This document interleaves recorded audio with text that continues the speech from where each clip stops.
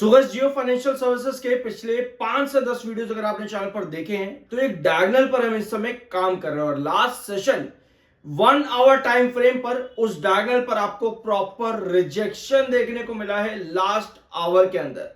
क्या हमें इस रिजेक्शन के बाद में ब्रेकआउट मिल सकता है? इस वीडियो में उस चीज को समझेंगे, साथ में Q2 का प्री एनालिसिस भी। तो वीडियो को एंड तक देखना और सब्सक्राइब जरूर कर देना because we are NISM 7 certified. शुरुआत करते हैं सबसे पहले आपकी खबरों से। मार्केट एक्सपर्ट्स बुलिश है अभी इसको लेकर के Jio Financial Services. According to market experts and analyst, Jio Financial Services आने वाले 6 महीनों के अंदर नए हाईस को टच कर सकता है। अब भैया नए हाईस को टच कर सकता है आने वाले 6 महीनों के अंदर, मतलब कि आने वाले 6 महीने आपको यह भी समझना पड़ेगा कि क्या मार्केट की पोजीशन हमारी बुलिश रहेगी या फिर जियो फाइनेंशियल सर्विसेज के इन 6 महीनों में जितने भी क्वार्टर रहेंगे क्या हमें वो सभी क्वार्टर कंपनी के स्ट्रॉन्ग देखने को मिल सकते हैं, या फिर जिन भी सेगमेंट्स और जिन भी एंटिटीज पर कंपनी अब नया बिजनेस ग्रो कर रही है वहां पर एस्टैब्लिशमेंट और ग्रोथ हमें फोकस पर देखने को मिलेगा या फिर नहीं। इन्हीं सब चीजों को इवैल्यूएट करके आपका एक लॉन्ग टर्म पर्सपेक्टिव निकलता है, यानी कि 6 महीना अगर अकॉर्डिंग टू मार्केट एक्सपर्ट्स आप नए हाईस को टच कर सकते हो तो आपको ये सभी चीजें इवैल्यूएट भी करनी पड़ेगी। तो ऑल टाइम हाई है 394 का और इस समय आप 310 के आसपास जियो फाइनेंशियल सर्विसेज में काम कर रहे हो। अकॉर्डिंग टू मार्केट एक्सपर्ट्स अगर आप यहां पर होल्ड करते हो तो आप वापस से प्रीवियस हाईस की तरफ जा सकते हो। आने वाले 6 महीनों के अंदर वापस से रिक्लेम कर सकता है जियो फाइनेंशियल सर्विसेज वही अपने ऑल टाइम हाईस को। तो ये है मार्केट एक्सपर्ट्स और मैंने आपके साथ कई सारे मार्केट एक्सपर्ट्स के रिपोर्ट्स पहले भी डिस्कस किया और मेजॉरिटी मार्केट एक्सपर्ट्स ना आपको जियो फाइनेंशियल सर्विसेज में लॉन्ग टर्म के ही दिखेंगे। शॉर्ट टर्म के अंदर बहुत छोटी रेंज रहती है, जैसे कि 305 का, जैसे अभी रिसेंटली 292 का आपका बेस था, याद होगा आपको 292 का बेस डिस्कस किया था, तो वहां से 305 और 310 के रिस्ट्रिक्शन पर आप आए। अब 305 310 रिस्ट्रिक्शन इसलिए है क्योंकि ये पुराने बेसिस थे।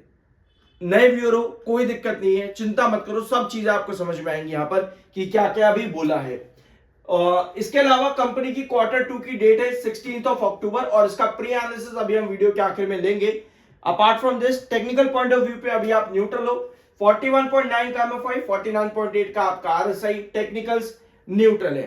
अब चार्ट पेन पे आते हैं। लास्ट वीडियो में मतलब कि पिछले 5-10 वीडियो जितने भी आप चैनल पर देख रहे हो आपको ये डायगोनल नजर आ रही होगी। ये डायगोनल आपका प्रॉपर रिस्ट्रिक्शन जोन है। इसको आप डाउनवर्ड वेजेस पैटर्न भी जानते होंगे अगर आप चैनल पर रेगुलर हो। जब भी इस तरह की डायगोनल की आपकी पोजीशन बने मतलब कि ये आपको रिजेक्शन देती है बार बार। हर बार आपको इस डायगोनल के पास जाते ही रिजेक्शन फेस हुआ है। अभी भी लास्ट सेशन में अगर आप देखोगे आपको नजर आता है रिजेक्शन। थोड़ा जूम इन करते हैं एक बार ताकि आपको और क्लियर से नजर आए। ये देखो लास्ट सेशन में भी आपको ऊपर की टेल लंबी दिखी, जैसे ही इस डायगोनल को टच किया यानी सेल ऑफ, यानी सेलिंग 1 आवर टाइम फ्रेम पर आपको देखने को मिली। यहां पर भी अभी 1 आवर टाइम फ्रेम पर भी देखेंगे, डेली टाइम फ्रेम पर आपको सेलिंग बार बार देखने को मिल रही है, यानी कि रिजेक्शन देखने को मिल रहा है। अब आपको नजर आता है कि 305 और 310, ये 305 है और ये 310 है, ये आपके पुराने बेसिस है, लेकिन इस समय ये आपके रिस्ट्रिक्शन है। क्यों भैया, कैसे? पहली बार चैनल पर कोई दिक्कत नहीं है, अभी ध्यान से सुनो एक बार। ब्लैक स्क्रीन पर आते हैं, यहां पे देखो एक पर्टिकुलर लेवल आपका है, ये मानते हैं हम है 310। अभी जियो फाइनेंशियल सर्विसेज के केस में मानो ये 310 है। अगर आप किसी और का एग्जांपल लेना चाहते हो तो इसको हम एक्स मार्क कर देते हैं कि ये ट्रेंड आपका एक्स है। ये है आपका रिस्ट्रिक्शन। भैया क्यों रिस्ट्रिक्शन? क्योंकि यहां पर आकर के आपको बार बार रिजेक्शन मिल रहा है, यहां पर आकर के आपको बार बार रिजेक्शन मिल रहा है। लेकिन ये रिजेक्शन क्यों है? क्योंकि ये आपका पुराना बेस था। अब देखो यहां पे कोई भी स्टॉक जब ऊपर से नीचे आ रहा होता है वही अपने पुराने बेस पर वापस से रिकवरी करता है। ठीक है, मतलब कि एक पर्टिकुलर प्राइस आता है जहां से वो रिकवरी करता है, उसको हम बेस कहते हैं। ठीक है, उसको हम बेस कहते हैं।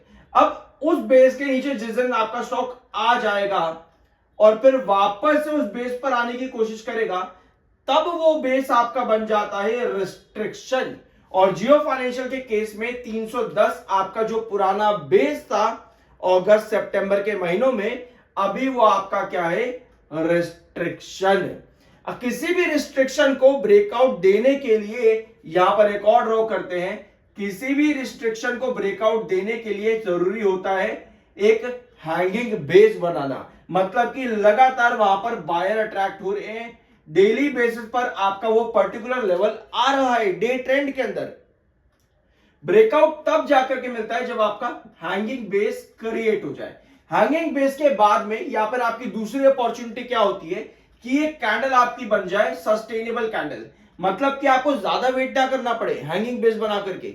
एक ही कैंडल आपको ऐसे मिल गई जो कि बायर थी, जो कि उस पर्टिकुलर रिस्ट्रिक्शन के ऊपर जाकर के क्लोज हो जाती है और सेशन आपका वहीं खत्म हो जाता है, उसको कहते हैं सस्टेनेबल कैंडल। समझे?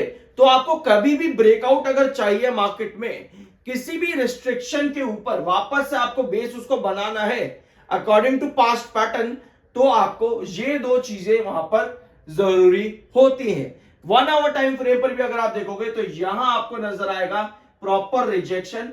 लास्ट आवर की टाइम फ्रेम पर आपको सेल ऑफ ज्यादा देखने को मिला है।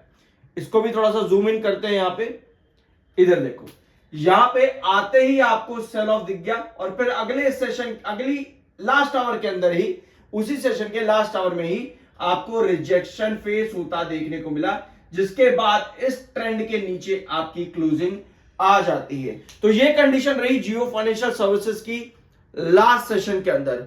अभी तक आपको लंबे टाइम से, पिछले 3 महीनों से यही देखने को मिला है चार्ट पैटर्न को। अगर आप देखोगे अच्छी तरीके से जो अभी हमने डिस्कस किया है, वापस से रिपीट करके जरूर देखना, तो आपको नजर आएगा कि ये डायगोनल पर सस्टेनेबिलिटी और ब्रेकआउट काफी ज्यादा जरूरी है।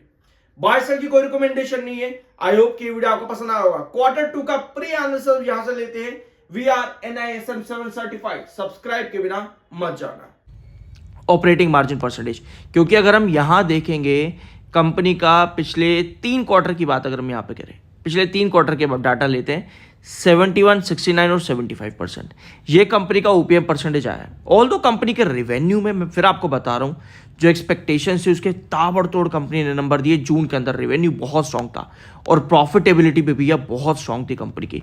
तो कंपनी ने क्या किया है, कंपनी ने एस्टैब्लिशमेंट तो किया ही है पिछले 2 सालों के अंदर, 1.5 साल के अंदर हम कहें तो, ठीक है, 2-1.5 साल में एस्टैब्लिशमेंट कंपनी ने किया ही है। अब वो ग्रोथ आने वाले क्वार्टर्स में अगर हमको उसका ग्रोथ दिखता है तो यस, जो कंपनी ने बेंचमार्क क्रिएट करा था जून 2025 में, यही बेंचमार्क अगर कंपनी दिसंबर में कंटिन्यू कर जाती, क्योंकि प्रेशर रहेगा कंपनी के ऊपर। क्योंकि अगर आप पास्ट नंबर देखोगे कंपनी के, आपका सॉरी अभी हमारे पास सितंबर क्वार्टर आ रहा है यार, एक सेकंड, यस सॉरी, मैं अगर बहुत देर से दिसंबर कह रहा था तो पार्डन फॉर दैट। अभी हमारे पास सितंबर क्वार्टर, क्वार्टर 2 और क्वार्टर 3 भी आप ले सकते हो। अगर हम फ्यूचर ग्रोथ लंबी लेकर के चल रहे हैं तो हम दोनों क्वार्टर को देखेंगे, ठीक है। तो ठीक है, हम सितंबर क्वार्टर के वापस आते हैं। दिसंबर क्वार्टर गलती से अगर मेरे मुंह से बार बार निकल रहा था तो सॉरी, पर हम क्वार्टर 2 की बात कर रहे हो, सितंबर क्वार्टर ही है वो, ठीक है। तो हमें पता है कि सितंबर का क्वार्टर एक बड़ा बेंचमार्क रहा है पास्ट में भी। आप 2022 का भी डाटा अगर पहले देखते हैं, 2022 का भी डाटा अगर पहले आप देखते हैं तो भी आपको मिलता है यही कि सितंबर जून के क्वार्टर में बहुत अच्छा रहता है, और 23 में भी आपको यही नज़र आ रहा है। और अगर आप यहाँ पर आओगे 2024 में तो यहाँ भी आपको सेम चीज़ नजर आएगी कि सितंबर इन कंपैरिजन विद जून बहुत अच्छे रिवेन्यू कंपनी के देखने को मिलते हैं, और सिर्फ रिवेन्यू ही नहीं, प्रॉफिट्स भी। अब क्योंकि कंपनी ने जून में एक बेंचमार्क लगाया तो क्या एस्टैब्लिशमेंट पर ग्रोथ आया है कंपनी के, ये एक सवाल रहेगा, और इसका इस सवाल का जवाब आपको मिल जाएगा सितंबर क्वार्टर में, यानी क्वार्टर 2 में, ठीक है। तो क्वार्टर 2 जो कि आपका अक्टूबर के महीने में देखने को मिल सकते हैं नंबर्स, वो आपको क्या देखने को मिल सकते हैं, पास्ट पैटर्न को देखें तो मुझे पर्सनली लगता है कि कंपनी अगर उन्हीं नंबर को कंटिन्यू कर देती है तो आपके पास क्या है, आपके पास एस्टैब्लिशमेंट भी है, और अगर ग्रोथ भी उस पर पड़ जाता है तो कंपनी बहुत स्ट्रॉन्ग रिवेन्यू जनरेट कर सकती है, ठीक है, बहुत स्ट्रॉन्ग। अगर हम प्री एनालिसिस की बात करें पॉसिबिलिटी की कि क्या हो सकता है, ऐसे नहीं अभी नंबर नहीं आया तो हम पॉसिबिलिटी डिस्कस करते हैं। क्या हम 700 पे आ सकते हैं रिवेन्यू, तो ये भी पॉसिबल है। क्या हम प्रॉफिटेबिलिटी में 500 पे आ सकते हैं या उसके ऊपर, तो भैया ये भी पॉसिबल है। तो पॉसिबिलिटी सितंबर क्वार्टर से बहुत हाई है, क्योंकि पास्ट भी कुछ इसी तरह का रहा है सितंबर क्वार्टर का इन कंपैरिजन विद जून।